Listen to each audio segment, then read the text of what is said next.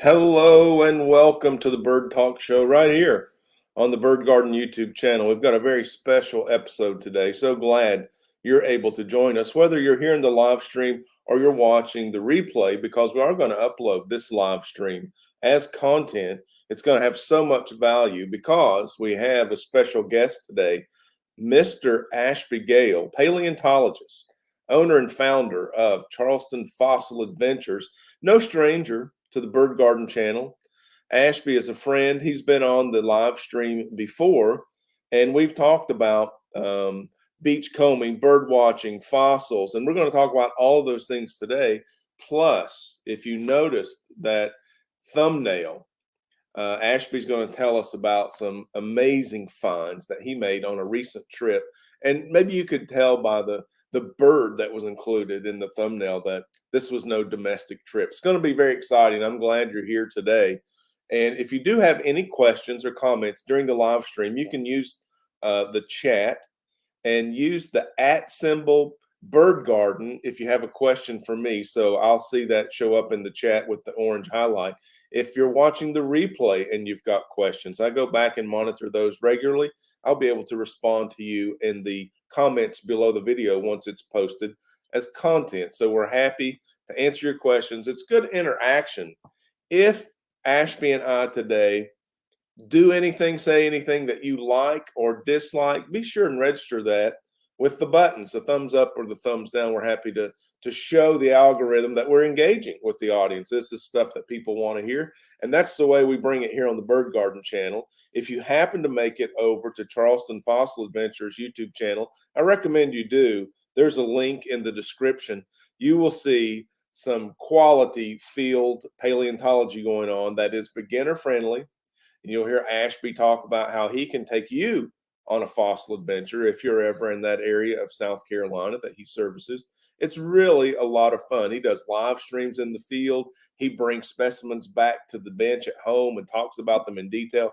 So fun, so educational. I really think you're going to like this one. Just let us know if you do.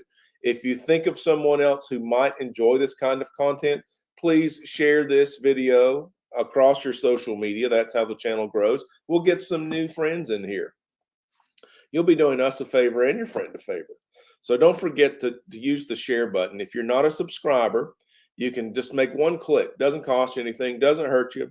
Click to subscribe, and you'll get this content every time that we make it. You'll get a notification when we release new content if you ring the notification bell right there beside the subscribe button. Now, that's a lengthy call to action, but the struggle is real for today's YouTube creator. All of that stuff is necessary. Thank you for your indulgence. And now, without any further ado, I want to bring our special guest up. Please welcome with me, Mr. Ashby Gale. Ashby, hello. How's it going, friend? Fossil Hay from CFA Rack. How's it going? Fantastic. I was so glad to hear that you got back from your trip and you saw some wonderful birds. First of all, tell us a little bit about yourself, and then I want to talk about that trip. Absolutely. So for those that don't know me, my name is Ashby Gale. I'm a paleontologist, and I, like Rack mentioned, am the owner and founder of a company called Charleston Fossil Adventures. I take clients out into the field here in Charleston with an emphasis on legal collecting. So we're following all state regulations regarding the collection of fossils here in South Carolina, because that is unfortunately something that is a little touchy locally here. But my tours are very engaging. We go out for a few hours at a time for all different types of beginner levels. We got 4-year-olds on the trip. We got 80-year-old grandmas on the trip. Awesome. And so it's a lot of fun. Would love to see some folks down here in Charleston this summer. Well, you know, I've not been able to hire your guide service yet. Our schedules just didn't meet. But when I was in the Charleston area fossil hunting, we did communicate. And man, did you put me on some fossils. My wife and I went to a stretch of beach that you recommended. And we are amateurs. We just love it. It's a fun thing to do when you're at the beach, is to find fossilized shark teeth. You told us where to go, when to go, what to look for. And man, we had the greatest day of self-guided shark tooth hunting based on your recommendation. We found, this is not an exaggeration, there's a picture on my social media. 164 shark teeth in one day. Yeah. I mean, that blew my mind. I've been hunting shark teeth since I was a kid, and if you find 4 or 5, that's a great day. 164. I couldn't believe it. So I'm a believer in your power as a paleontologist, and I highly recommend people check out your website so that they can see what type of trips you offer. Man, adventure in your business title is not an exaggeration. Tell us No, about it isn't. some of those different trips you offer. So the entry level one is essentially the Folly Beach adventure. We cover a couple city blocks on the beach. We're right there. So you park, you walk 50 feet, and you're on the beach, and you're in the middle of fossils. Wow. The benefit of that trip and coming with us on that tour is that you're going to walk ahead of me. I'm going to walk right behind you and point out all of these things you're stepping over. We get bits of ivory from mammoth tusks. Oh, We man. get giant beaver teeth. We get some crazy stuff washing up on the beach. And so that's the Folly Beach adventure. It's a 3-hour trip, and we get a lot of really neat things on that one. Okay, now that sounds like low impact. I can deal with that. Park, walk 50 feet, and then beach comb. But it gets more exciting from there, right? Yes. So our most popular trip, kind of the mid-level, is going to be what we call the half-day fossil kayaking adventure. And that one, we go out, we paddle 3/4 of a mile down the river, and we get to another beach that you can only get to by boat. And we're picking up fossils that date back as old as 30 million years. And they wash out on the beach twice a day with the advance and retreat of the tide cycle. Now, when you're in the kayak, do you see any living organisms? Are you interacting with any aquatic life? Yeah, so we can get stingray sightings, lots of fish, and the big bonus that we get in these tidal rivers, because they're saltwater, we're going to see dolphins. Oh, that's So fun. yeah, oh, I Now, love seeing them on the a river. lot of the viewers and supporters here at the Bird Garden channel, they're aquarium keepers. They love fish. What Yes. types of fish do you see when you're out there in the kayak? So we can see red drum out there, kind of schooling on the flats, especially at high tides when Cool. the Cool. salt marsh floods and they go up to eat all of the barnacles and crabs and snails. We can get spotted sea trout or speckled sea trout as well. You see a lot of people fishing for those. People get flounder out there. We don't really see too many of them, of course, since they're benthic and hiding Yeah, down there they're in the big fans. sediment. But They're good at what they do. yes, And I've seen a lot of it's brackish water, right, that you're paddling in? it is. So it's Yep. kind of an inlet, so Mhm. not a lot of surface turbulence, which is comforting to me. I don't, Yes. I'm top heavy. I can tip a kayak like no one's business. And then I've seen the mullets jump out there. What do you call Yes. that fish? Am I saying that correctly? The mullet? Yep. Yeah.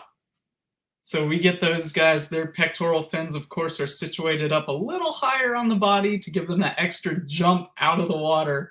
And my clients love seeing those. Yeah, it's a lot of fun. It's like you really know you're in nature when one of those things jumps over the bow of your kayak. And you have to be careful because we can get some shrimp jumping into the boats as well, especially if we're out on the river and we get caught in the Perfect. middle of a rainstorm. Yeah. All those little water droplets are disturbing the surface, and the shrimp get scared. They start jumping left and right. Now, is that the same kind of shrimp that they serve at seafood restaurants down there? Yeah, if it's big enough, you could take it home with you. It Holy wouldn't fill you cow. up, but you could eat it. Okay, now I'm guessing you also see a lot of birds when you're out there in the kayak. Absolutely. My favorite to see in the summer, we've had it for a few years now, are a mated pair of roseate spoonbills Oh, coming that's up. so cool. And it's always a great day when you see them on the river.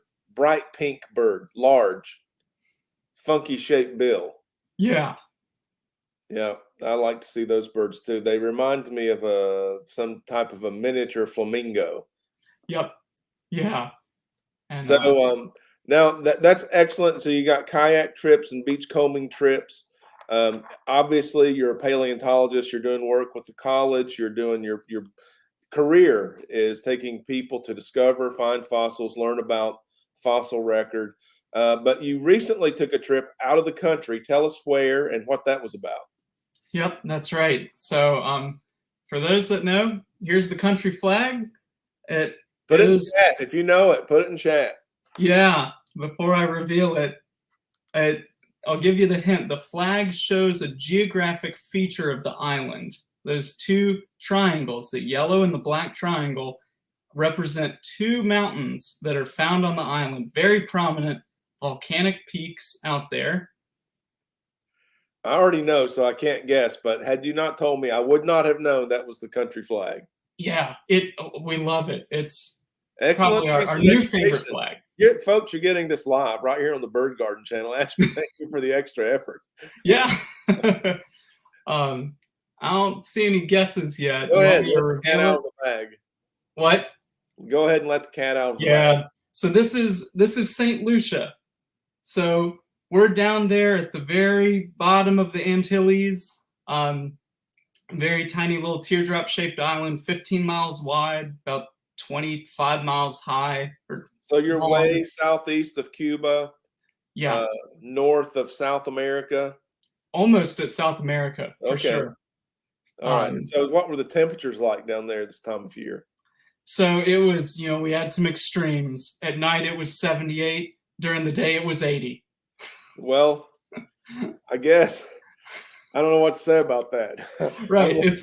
You I'm in look at the mountains of temperature Tennessee, bar. and we've got 6-degree temperatures in the forecast. I just don't know what to think about 78 to 80 degrees.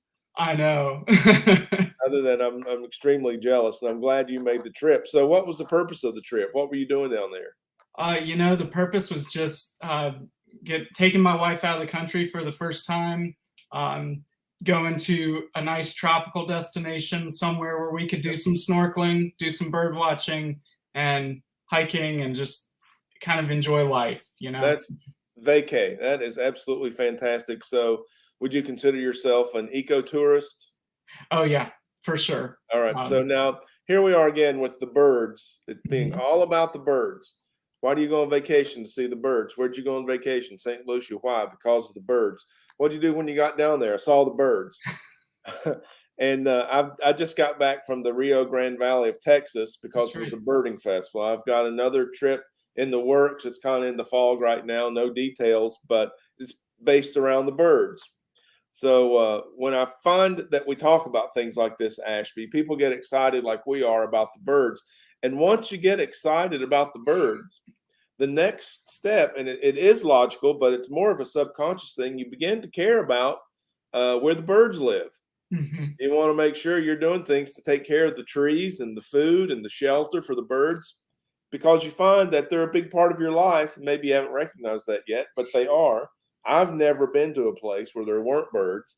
And once I learned to appreciate the birds, I enjoyed a higher quality of life. Yeah. I think you can too. That's why we bring you this content. So all of that said, Ashby, I'm dying to know about the birds that made it on your bird list. You saw them, you were able to identify them. What were they? So I got 25 total species while I was down there. We were there for 10 days. So I counted even ones that I see up here in South Carolina. Of course, you had osprey and your rock pigeons and things like that. Yeah. Kestrels and cattle egrets, which is cool being in a tropical place and being like, hey, we have that bird at home. But birds are connecting. They are, yes. So St. Lucia has some endemic species, and I really was hoping to get all of them while I was there, but I managed to get 3 of them. The first one is the St. Lucia warbler, which is in some books called Adelaide's warbler. The St. Lucia blackfinch was the other endemic that I got, and then the St. Lucia pewee. Unfortunately, I didn't get to see it, but we heard it on a ziplining tour. Oh, wow. So you're up in the canopy ziplining and you heard a pewee. So does it have the same distinctive type call as our eastern wood pewee? Yep, he had a bit of a call. That's a flycatcher. And those birds are excellent at just nabbing flying insects out of the air. So you'll often see them leave a perch, grab an insect, return to the perch, repeat, just repeat. So cool. And that they say that the eastern wood pewee has a southern accent because its call is more of a pee-a-wee. Yep. But they get their name after that call, and somehow it's pewee. And there's several different variants of the flycatcher known as the pewee. So that's cool. Now, Ashby, you sent me a couple of videos. Yes. So I'm going to play this video, but our mics will be muted when I do. So when we come back from the video, I'd like for you to tell us about what we were just looking at, okay? Perfect. Let me give this a whirl.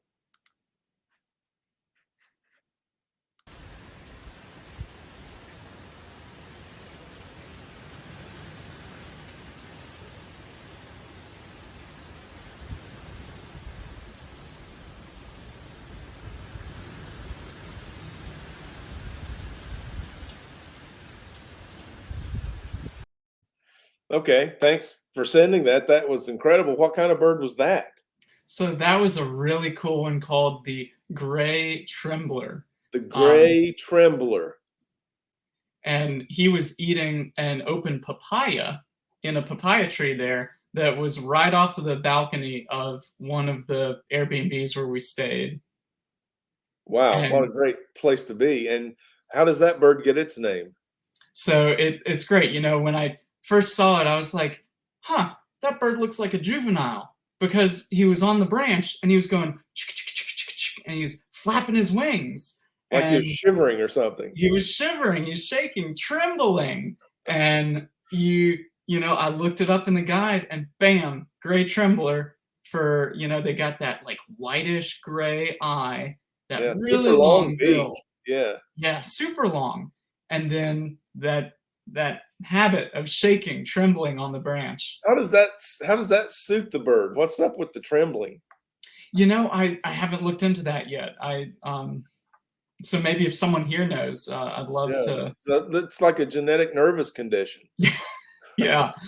But I'm sure it has value. It'd be interesting to find out. Absolutely. Send me a message. I know you're going to discover. I will. Yeah, I'm going to look that up. Okay, now I got another interesting video here to show.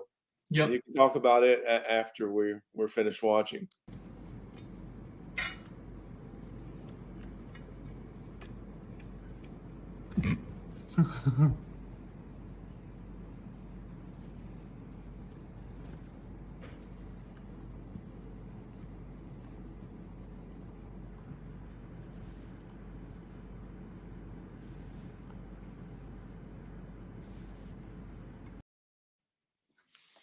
Oh, wow. So cool. What was that little bird? So that one is one called the Lesser Antillean Bullfinch. Okay. And that one was a female. Okay. A little more drab. Very drab. You could see right away that very thick, stout, finch-like beak. It was enjoying a bit of a scrambled egg. So All that. Yeah. So you had breakfast with the birds? Yes, we were. So this was kind of a treetop villa where we were staying, and the Awesome. fourth wall were all sliding doors, and so we had them open because the breeze was wonderful, and the breakfast gets brought in, and they put it on that nice little arrangement there, and the bullfinches just wanted to come eat with us too. That is so cool. So that was the female, very drab. What does the male look like in contrast? The male is solid black with a reddish orange, like little trapezoid underneath his bill on his throat. So it's one of two very dark black birds on St. Lucia, but that reddish orange patch is the dead giveaway when you see him. Excellent. And you said you had 25 or 28 species on your list? 25. So as a bird guide, whenever I'm guiding, at the end of the field trip, I always ask, what was your favorite bird? And for some reason, typically people are unprepared to answer that. So I want to ask you cold, what was your favorite bird? If you need to take a minute or defer, I understand. Let's see. You know, I think I'm going to have to go with the Antillean crested hummingbird. Oh, wow. Well, that thing has a sweet name. Tell us about it. Yeah, so it's this hummingbird that, of course, hummingbirds are iridescent. So if the light doesn't catch them just right, they're going to look pretty black. But this thing, I mean, it's like a cardinal or a titmouse. He has that crest, Okay. and if A he hummingbird turns, with a crest.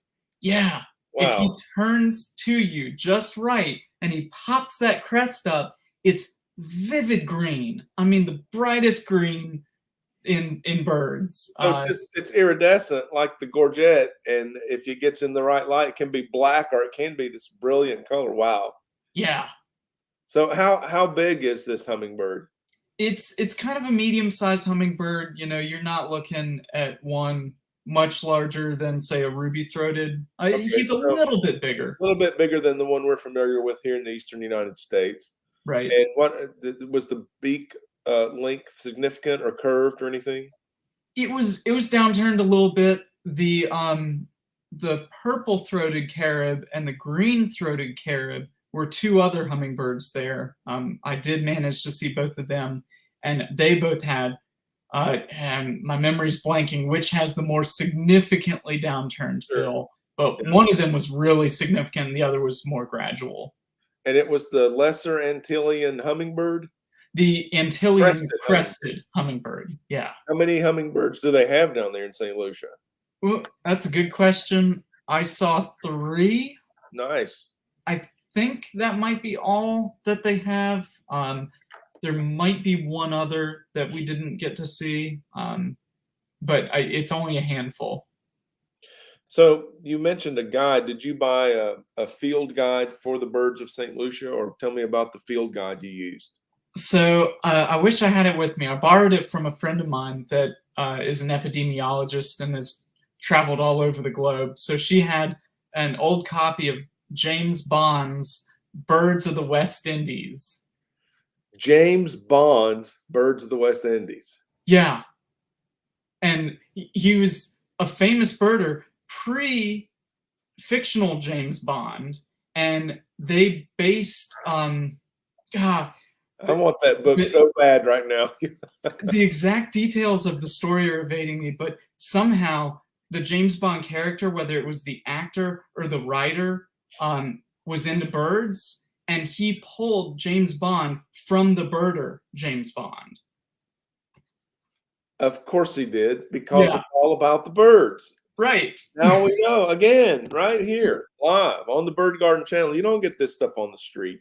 No. You got to come into the Bird Garden channel. Thank you for sharing that, Ashby. And speaking of books, not only are you a world traveler, a birder, a naturalist, paleontologist, you, sir, are also an author. And yes, I got one of the first copies that was released because we're YouTube collaborators, and I appreciate that so much. This is a hefty book. Mm-hmm. Okay, you don't see this on Amazon, but when you get it, I mean, I work out with this sometimes. Not literally. I'm just telling you, you can tell there is a lot of work. As soon as you pick this book up, you know, a lot of work. Do you mind if I thumb through some pages quickly? Is that okay? Please. All right. All right. So you can see the work here. Now, these pictures, the camera's not going to do justice, but Ashby took a lot of the pictures. He's the main photographer. All of the pictures. It's fantastic. He's also a photographer, ladies and gentlemen. Oh, and look what fell out.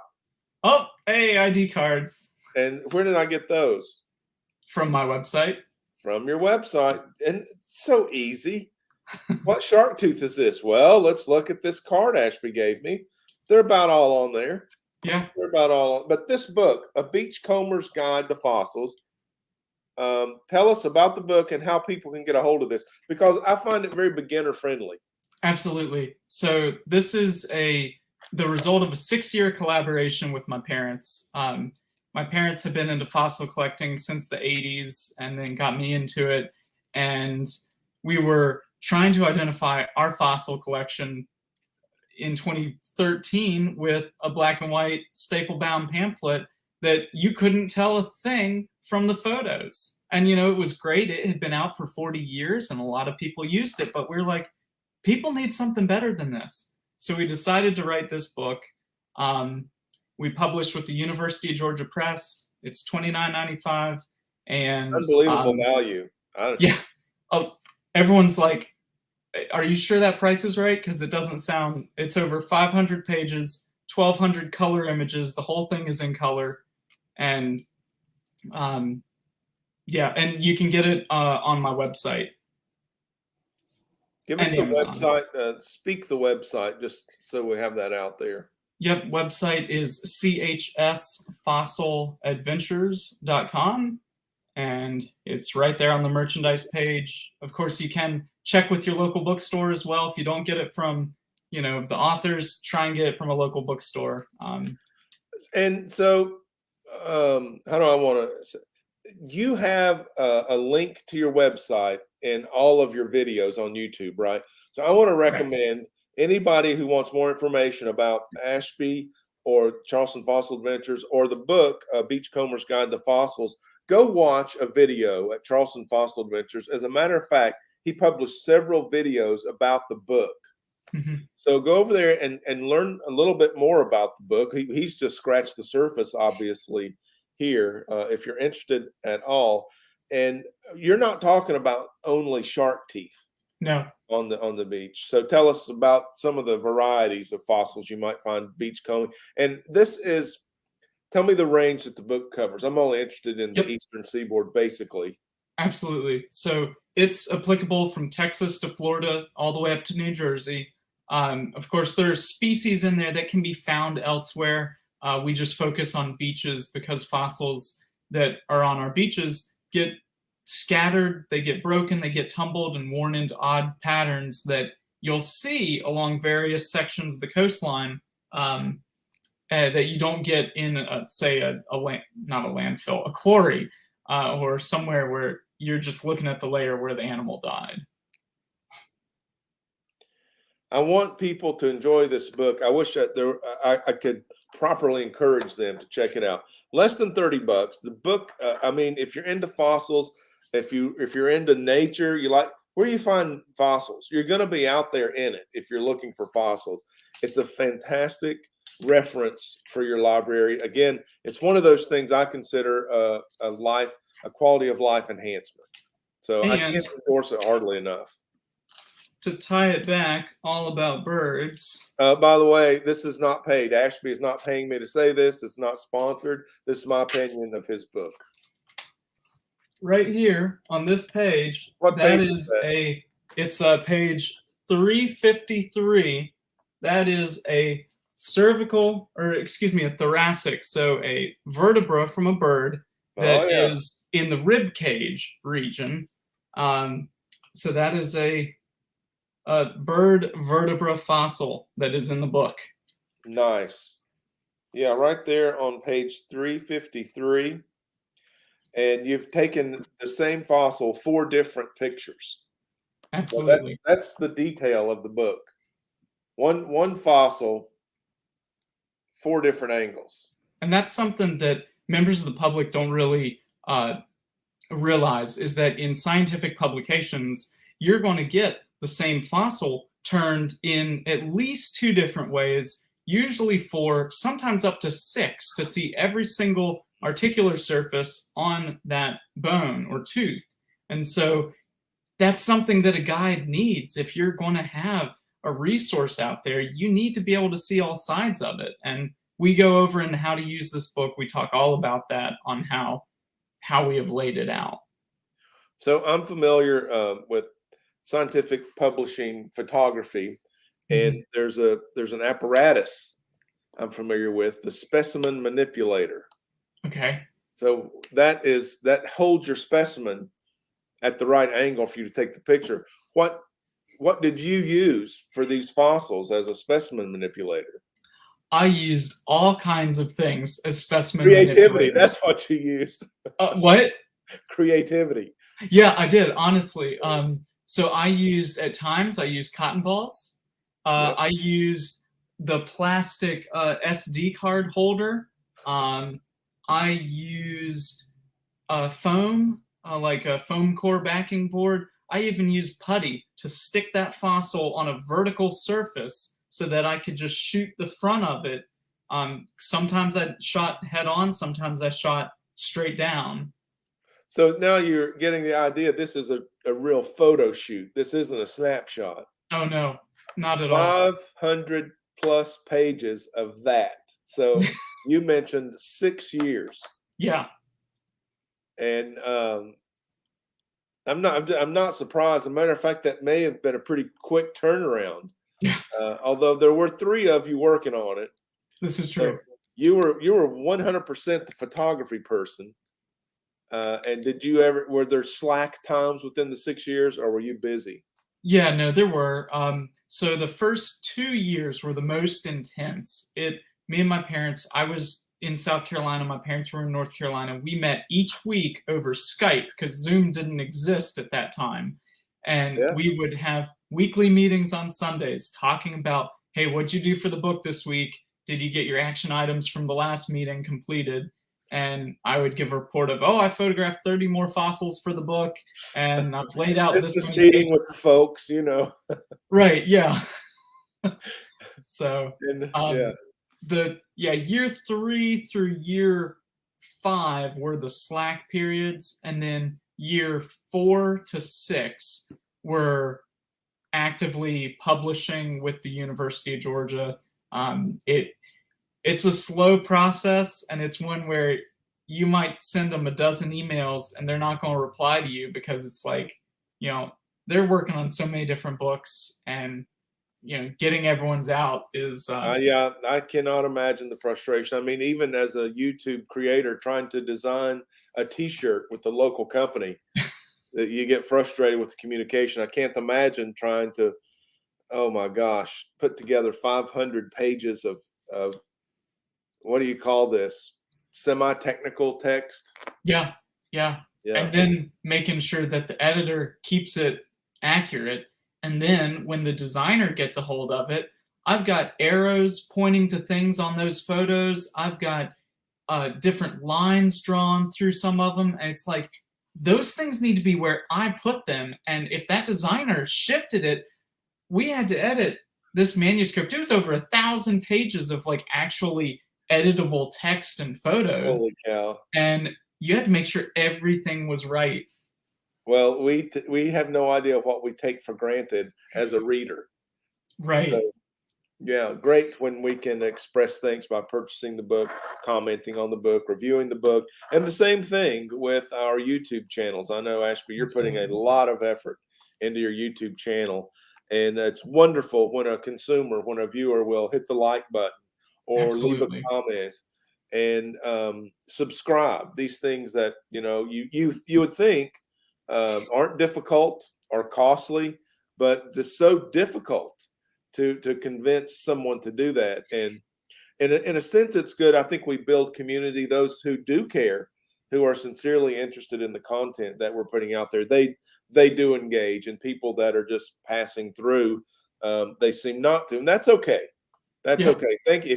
If you're not a subscriber to the Bird Garden channel and you're watching, thank you very much for giving us a chance. We're here because our lives are made better by these things we're sharing, in hopes to make your life better. If they do, fantastic. And if they don't, thanks for checking us out. Feel free to drop back in some other time. Now, Ashby, in preparation for the show, we had discussed that maybe you would have some bird fossils, kind of a show and tell.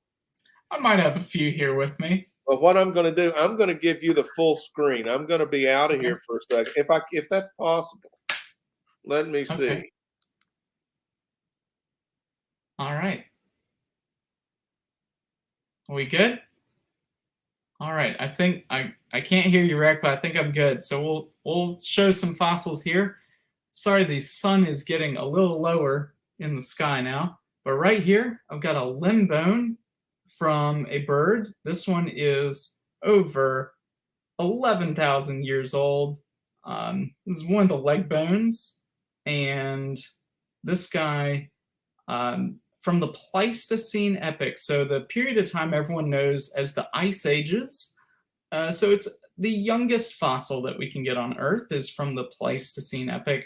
It could be upwards of 2.5 million years old, but a neat find right there. Now, for those that just saw the identification page that had that thoracic bird vertebra on page 353. I've got a treat because there it is right there. That is the same vertebra from page 353 in the book. Pretty neatly shaped vertebra. Birds have a very unique style of articulation in their vertebrae. It's called a heterocylis style of articulation. So we've got a rounded articular surface here and a concave articulation right there. It's something that we see also in reptiles, of course, pretty close relatives of birds. But that one was very nicely preserved, also Ice Age, so still pretty young.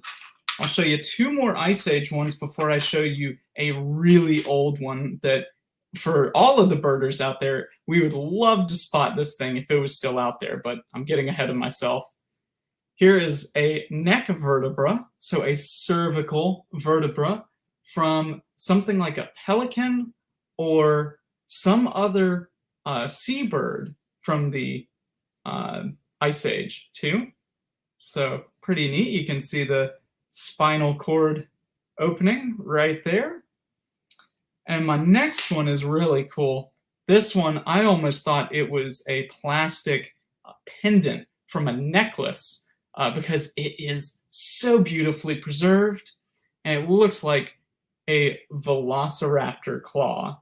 This thing is a claw core. So on our body, it would be this finger right here, the very last bone in our hand. But this one is a claw core from something like an osprey or an eagle that lived in the Ice Age. I mean, the detail, the camera can't quite capture it, but it has these little tiny holes all across the surface where very small blood vessels went in to supply nutrients to the bone. Really amazing find right there. And the final one that I will show is, I've got two of them. And of course, bird bones are hollow. So both of these are hollow bones that have been filled with sediment. But if you look on this one shows it best. There's a little bony projection right there. Now, this is from a bird that is a false-toothed bird. So they had little tiny projections like that. Now you're looking at this. This is a jawbone.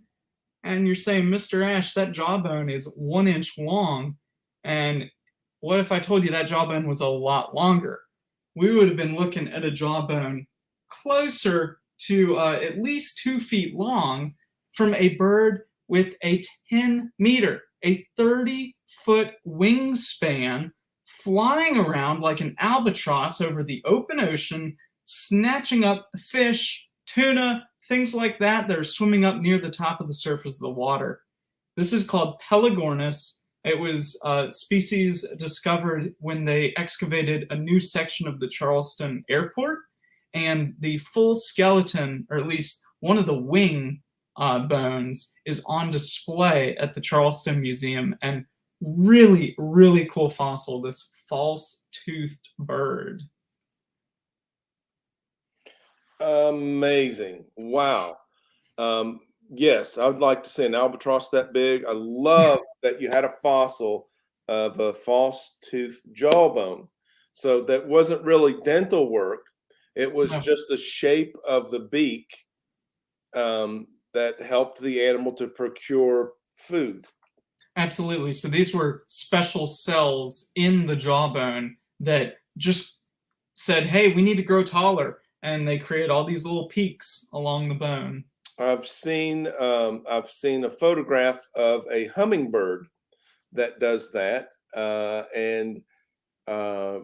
I guess once they grab a larger insect, these little sharp needles going into the insect compensate for a lack of jaw strength in that long, skinny beak that can also take nectar from tube-shaped plants. Amazing, just amazing, and beautiful, beautiful nature we live in. Thank you so much for sharing that. Now, how do you distinguish between this? I have this curiosity, maybe others do. How do you distinguish that bone as avian and not reptilian? Absolutely. So these are definitively hollow. So it's a bone that in cross section is um, pretty clearly filled with sediment. Sediment. There is no cancellous or spongy bone on the inside, which a reptile bone would have. Reptile bones are also a little more thick-walled, and during this time period that this one came out of, we would have seen something like a sea turtle or a crocodile at that time period. It's strictly a marine deposit, so you find a bone that big that's hollow, it tends to be from Peligornis. So my takeaway here is bird bones hollow. Yes. Reptile and other bones not hollow. Yeah. And that makes sense if you want to fly for a living. Absolutely. That's a lot of mass you're not having to carry around, less energy. So if I take a chicken bone, I'm fond of chicken on the dinner plate, by the way. If I take a chicken bone and I break it in half, I can expect it to be hollow. Yeah. And you might see there's some things in there like the marrow, but soft tissue. Yeah, soft tissue. But for all of the hard bone, there's no interior structure. There's no bone jutting across the interior to connect to the other wall. Okay, now in as simple terms as possible, can you describe the process of fossilization? Absolutely. Yes. So it's something I do with school groups all the time. I hold up a bottle of Dasani water, and I ask the kids to read what that bottle of water says. It says, with added minerals for taste. So that water has components of rocks dissolved into it to taste better. And I ask the children, have you seen any rocks inside this bottle? And they're like, no. I'm like, the minerals are in the water. So bone fossilizing is a lot like a Cheerio in a bowl of cereal. When that bone first gets put underground, when that Cheerio first gets the milk added to the bowl, that bone, that Cheerio is still crunchy. Milk hasn't seeped into the Cheerio, groundwater hasn't seeped into the bone. Now, as that bone works its way down into the layers of the earth, as more sediments added up, as that Cheerio works its way down in the bowl of cereal, more milk soaks into the Cheerio, more groundwater soaks into the bone. That groundwater with those dissolved minerals, as it passes out of the bone or as pressure makes it leave, those dissolved minerals precipitate, they fall out of the water, and they start coating the walls and the inside of the cells of the bone. So minerals that once were dissolved no longer are. That bone now is mineralized. So that Cheerio had milk suck up inside of it. It turns really mushy. That bone likewise pulled in a lot of dissolved minerals in the groundwater. Now my Cheerio gets soggy in 5 seconds. Yeah. How long does it take the bone to absorb that groundwater? Yeah, so over a period of 10,000 years, that's when we say, okay, this thing is now a fossil. It has dissolved enough minerals to be considered a fully mineralized or fully fossilized bone. So now I've read articles about fossils being created in the lab and accidentally in the field with pressure and minerals. What do you make of that?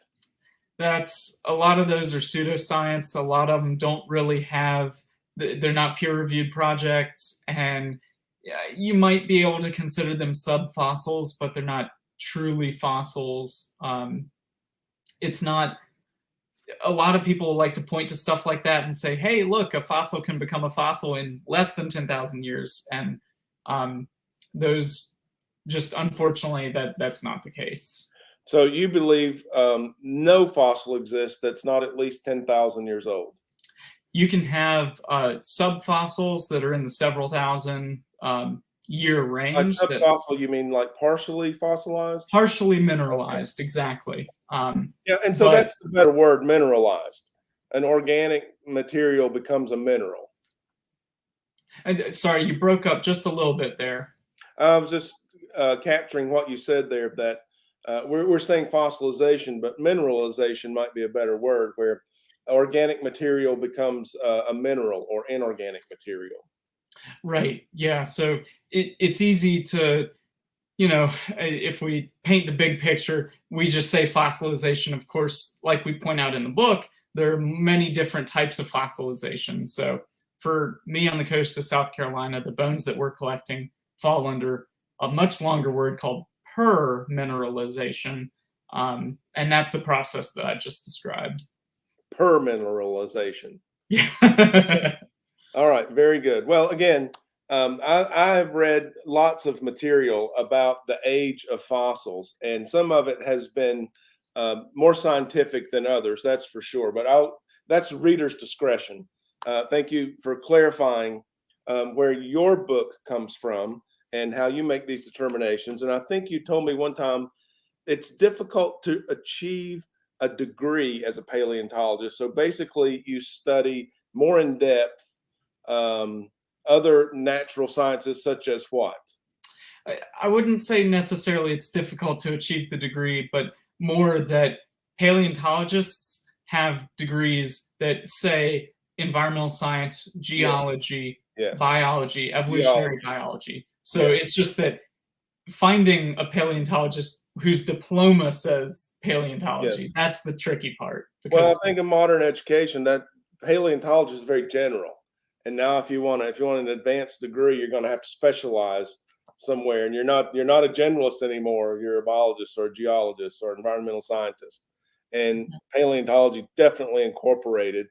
And then you have the option, I believe, as you've done, to take paleontology to a practical level and even handcraft a career out of it, just out of from nothing.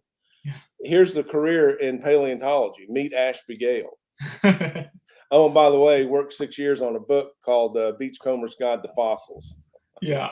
And I'm not surprised that in all of that work in the natural scientists that you're a birder, Yeah. because you're in order to do this work in your business or in your academic studies, your work with the university, you're outdoors. You're not digging fossils indoors. Nope. And so I think probably it happened for you very naturally. You didn't one day decide, hey, I'm going to go look for birds now. I think they've always been a part of your life. You love the outdoors, obviously, and that's just part of the ecosystem you've become comfortable with. And I'm so glad that you are noticing the birds, you're keeping lists, you're identifying them, and you're taking the time to share your finds with us. Now, you sent me Absolutely. some other pictures from Mhm. St. Lucia, and to my surprise, I wasn't able to upload images to Oh, shoot. StreamYard. Huh. So I can show pictures on my. We can do that. It's not very good. I'll give you an example because I mentioned this because I used a banana quit. That's the name of the bird in the thumbnail Yes. because you sent me a photograph of a banana quit. If I can find it here, there it is. And I thought I would be able to upload this image. Yeah, there he is. So, I mean, not clickbait. No, nope, there it is. I couldn't get the technology to accept only an image. So, That's weird. rather than make another video, it's quite a process. I'll tell you just briefly. I could have made a video in iMovie and then uploaded the movie. Then, in order to get StreamYard to accept the movie, you have to convert the .mov to a .mp4, and then sometimes before you do that, you have to compress. So there's a lot of moving parts, and I didn't get that done. I didn't get that done. So now I'm telling you as an apology. I didn't clickbait anybody. That's Ashby saw banana quit in the wild, and this is the sorry picture you get. yeah. Well, to be fair, it was a sorry picture to begin with because it was That's- on my phone, but I didn't help it any. It was pretty good. So tell us about that. You're so close to banana quit, which I've never seen. yeah. Doesn't exist on my life list. You're able to photograph it with your phone. Tell us about the experience. Yeah, so that one has a fun story because that one came on that was my Christmas Day lifer. we went down to this big resort in St. Lucia where if you want to just go in and snorkel, you can park and walk down the mountain. And when I say walk down the mountain, I mean, fall down the mountain because of how these roads are created. And snorkel on this little 10-foot stretch of beach that the public people get, and the whole football field over there is for the paying resort people. But we parked our car at this one little lot, and on our way back up, heard all these birds chattering around. They were in these vines that looked a lot like kind of a morning glory type plant. There's nice big flowers, and I saw the black, I saw the yellow, and I was like, it's not the St. Lucia warbler, but looked at it a little closer, saw that prominent eye stripe, and that flash of white going across. And they're beautiful birds, but apparently they're really common. And it's like, well, they're not common to me, so I'm going to sit here in the parking lot taking photos of them. Awesome. So glad you did. Yeah.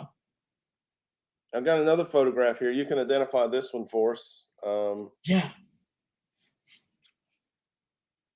Yeah, there we go. We mentioned that one a little earlier. You can see he's got a date there on the table that he's checking out.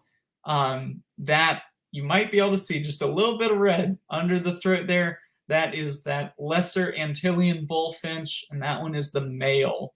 So jet black with that little reddish orange throat patch. And I think, yeah, there you go.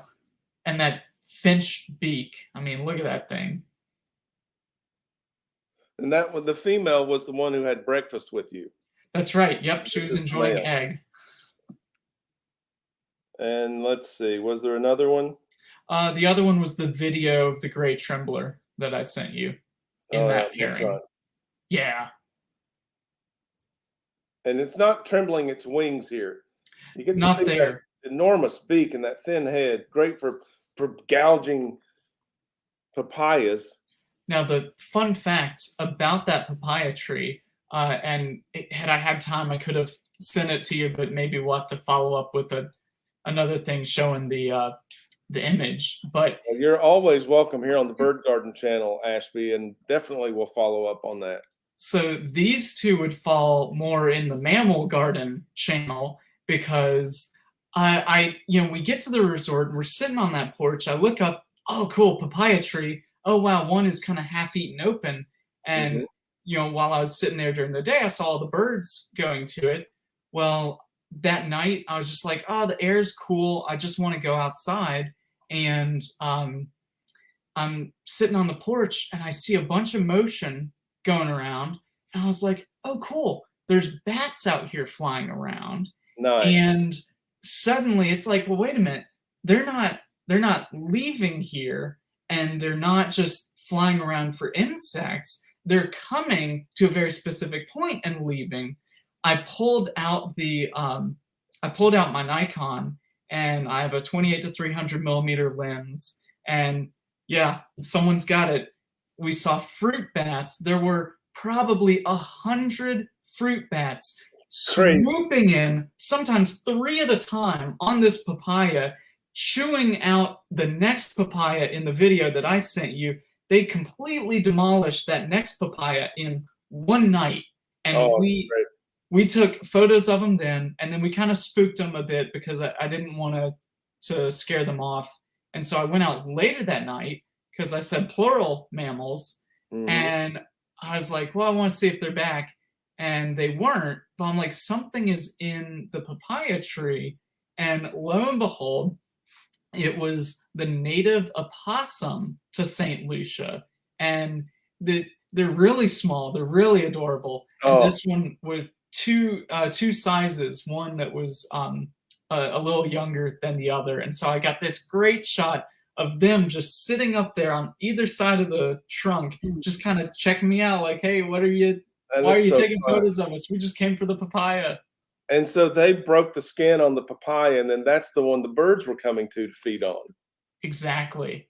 And the fruit bats, I mean, they polished that papaya off so quickly. And yeah, possums in St. Lucia. It's really cool. They've got they they're not exactly looked upon favorably by the locals. They're considered a nuisance. But as someone from North America with respect for possums for eating ticks, Oh, yeah, they can eat thousands of ticks in a day if they're did in the you? right Was there a place. lot of possum roadkill in St. Lucia? There wasn't. In Good. fact, the things that we thought were roadkill just turned out to be really big, crumpled up leaves falling Yeah. out of all of these tropical trees. So Well, that was nice. bringing it all back around to the birds. One of my favorite jokes is, why did the possum cross the road? No, why did the chicken cross the road? To show the possum it could be done. Yeah. Because around here in the east, there are lots of roadkill possums. Apparently, they don't like to get out of the way of oncoming traffic. But that's fantastic. Yes, we're definitely. I need to get a hold of those clips. Yeah. We're not mammal shy here at Bird Garden. If you recall, we've got bear videos That's in the right. Bird Garden, bears and squirrels and chipmunks and mice. So yeah, it's all a part of it. It's all about the birds, but they tolerate mammals well enough. I guess that was Canestio Valley Cichlids in the chat, who was aware of the fruit bats. We also have Whip's World, Noah's Dolls, Patty's Petite Tanks, and Mr. Gates sounding off in chat. Thank you, guys. Michael A is here, and we're going to give the #1 award today to Mr. Gates. Thank you for dropping in. Your bat story reminded me of bird watching in southern Arizona. Santa Rita Lodge had a hummingbird feeding garden. Mhm. 12, 14 hummingbird feeders, and they're numbered. So you can say, oh, look over here, number 7. Fantastic photography opportunity. So we watched in the evening until sunset, and right at dusk, bats started coming out. Hummingbirds gone, just all of a sudden, switch turned off. As soon as they were gone, bat. And so these bats were, they were actually under the building we were standing by to watch the birds. They were Mhm. called Mexican long-tongue bats. They could hang on a hummingbird feeder and with the long tongues just drink the nectar out of the hummingbird feeders. So Man. those hummingbird feeders never saw rest. They were Yeah. they were fed on all day and all night long. It's a crazy thing. Now, My Ashley, we are up to the 59-minute mark. I don't like to go over, but Okay. we're just getting started here. We just scratched I the know. surface. Would you like to come back and be a guest on the Bird Garden Channel Bird Talk Show again soon? Absolutely. That'd be great. We are going to make that happen, and I'm going to give you the next few seconds here to tell us anything you'd like to about how you want people to connect with you, or things that were on your mind to say you didn't have a chance to. Now's your chance. Take it away.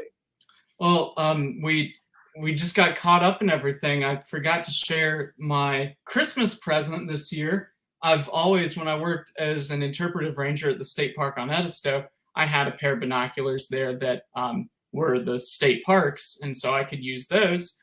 And when I was a kid growing up, I had a little kid's pair of binoculars, but finally I was like, what am I doing? I need a pair of binoculars now that I'm an adult now, I guess. So I just got for Christmas a pair of Vortex 8x42s. And again, not sponsor or anything, but I am blown away by these things. The amount of light that they let in and the clarity of them. It's just absolutely phenomenal. And my dad helped get these for me. He worked, and I worked, and even my mom worked at a Wild Birds Unlimited in Asheville, North Carolina. So really, really enjoying having these now. Wish I had them in St. Lucia. But again, if anyone wants to go on a tour with me, I'm going to be open this year. I've got the February calendar up now. The rest of the summer calendar will go out soon, but you can come on a trip with me in Charleston. I say explore prehistoric Charleston because everyone talks about historic Charleston, but not very many people are talking about what was here before Charleston. We'll go out on kayak, we'll go out on foot on the beaches, and we can find some really cool fossils. And maybe if you're lucky and the beach hears that you are a supporter of the Bird Garden YouTube channel, and hopefully now a supporter of the Charleston Fossil Adventures YouTube channel, the beach will be nice and give you a bird fossil, just like this osprey or eagle claw core. That would be really nice of the beach to do. I think the beach is nice and we ought to give it a whirl. Just give it Yeah. a chance to be nice. Ashby, thanks so much again for joining us. Thanks for having We me, did Greg. run out of time and didn't get to talk about those binoculars, but that definitely justifies another episode. I'm going to put you on the spot here. Would you like to come on next week so we can pick up where we left off with the binoculars? I think that might fit with my schedule. Next week is February 2nd. I don't have any tours scheduled then as of late. And if we do that, I'll be sure to send you photos of the fruit bats and the opossum so that you can turn it into a video. There you go. Okay, we'll talk about that as soon as we close out the show here today, but I would definitely look forward to that. We'll have a special groundhog edition of the Bird Talk show. Right. Ashby, thank you again. I'm gonna take you off the screen and sign off, and I'll be back to you shortly. Thanks, guys. That was Ashby Gale, my friend, the paleontologist, author of A Beachcomber's Guide to Fossils, and also a beachcombing guide with Charleston Fossil Adventures. You can check them out on their YouTube channel. He'd love to have you over there watching some of his videos. He's been to St. Lucia and talked all day to us about the birds he saw at St. Lucia, including one that came in to their villa and shared breakfast with them. Amazing stuff. I hope you'll share this video out with people you know who might like it. Thank you for tuning in on the live stream and taking part in the chat.